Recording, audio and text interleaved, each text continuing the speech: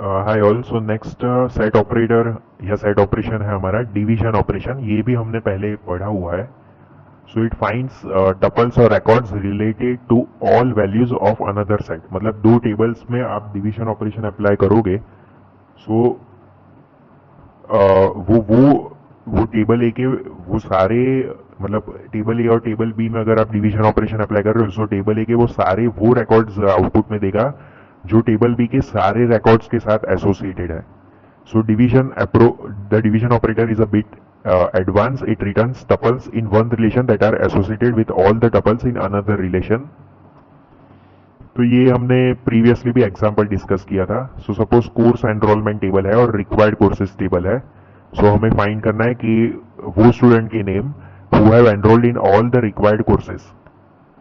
तो मतलब क्विकली मैं बता देता हूँ। सो अदिति जो है उसने डीबीएमएस और ओएस में एनरोल किया है, जो कि रिक्वायर्ड कोर्सेज के लिस्ट में है।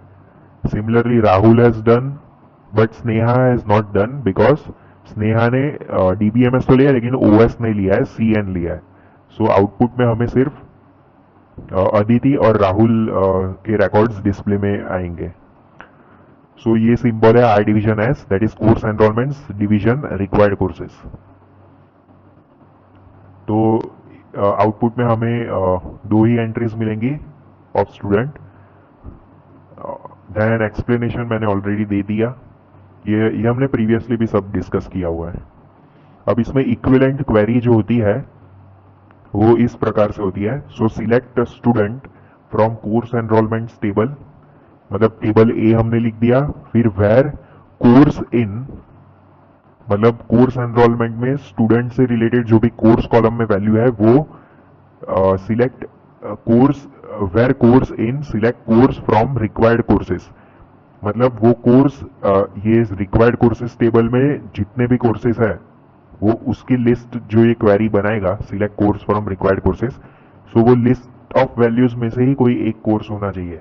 तो अभी हमने एक कंडीशन तो सेटिस्फाई कर ली कि जो भी कोर्स उसने एनरोल किया है स्टूडेंट ने, वो सेम, उसका नेम सेम होना चाहिए as mentioned in required courses table. लेकिन अभी हमें दूसरी कंडीशन एंश्योर करनी है कि उसने सारे के सारे कोर्सेज में एनरोल किया है of required courses table. So उसके लिए हम ग्रुप बाय स्टूडेंट करेंगे, फिर हैविंग कंडीशन लगाएंगे that count of distinct courses, मतलब जो भी डिस्टिंक्ट कोर्सेज में स्टूडेंट ने एनरोल किया है in enrolment in course enrolment table, तो उसका काउंट जो है that should be equal to select count star from required courses, मतलब which is the count of the total courses mentioned in required courses table. So this is the equivalent SQL. So we have discussed about division previously. तो ये बस आपको ध्यान रखना है कि division जो है वो भी एक सेट ऑपरेशन होता है। And one more thing, I forgot to show you the Venn diagram for union, intersection and difference operation.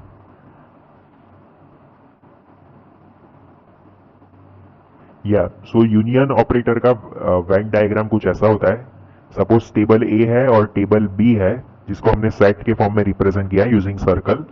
तो यूनियन क्या करता है, सारे रोज को कंबाइन करता है। इसलिए आप देख सकते हो पूरा एरिया ग्रीन से हाईलाइट किया गया है।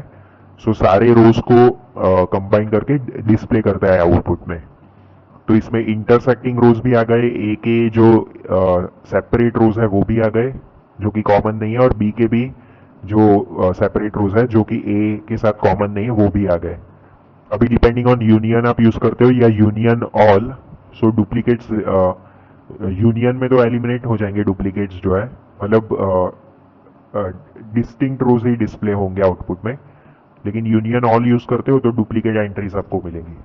लेकिन वो सब वेन डायग्राम के रिप्रेजेंटेशन में नहीं आता है। वेन डायग्राम सिर्फ ये बताया जाता है कि कौन से रोज डिस्प्ले होंगे, यानी कि ए के सेपरेट होंगे जो कि अनकॉमन है, बी के सेपरेट होंगे या फिर कॉमन रोज। सो इस केस में तो यूनियन में पूरा ग्रीन से हाईलाइट किया है Venn diagram. So that means this is the Venn diagram representation for union. Now next is intersection. So intersection में ए टेबल है और बी टेबल है। सो जो कॉमन कॉलम कॉमन रोज है वही आउटपुट में आएंगी, यानी कि ये intersecting area. Now moving to difference operator. So difference में हमने देखा था कि वो ए के रोज डिस्प्ले होंगे जो बी में नहीं है। मतलब जो ए की यूनिक रोज है, यूनिक इन द सेंस सिर्फ ए के स्पेसिफिक है, ए में ही है वो रोज, बी में नहीं है। तो ए माइनस ये इंटरसेक्टिंग एरिया जो है वो हाईलाइट किया है ग्रीन से, जो कि आउटपुट में डिस्प्ले होगा। सो ये वेन डायग्राम भी आप एग्जाम में मेंशन कर सकते हो। So try to use as much as diagrams and images possible in exam. So diagram से क्या है कि जो आपका अब एग्जाम पेपर जो चेक करेगा पर्सन, उसको आइडिया आ जाता है कि जो स्टूडेंट है उसको कंसेप्ट वेरी क्लियर है, और डायग्राम से उसको अंडरस्टैंडिंग में भी आसानी हो जाती है, क्योंकि टेक्स्ट पढ़ने में टाइम लगता है लेकिन डायग्राम से वो तुरंत समझ सकता है। So this gives a good impression to the exam paper checker.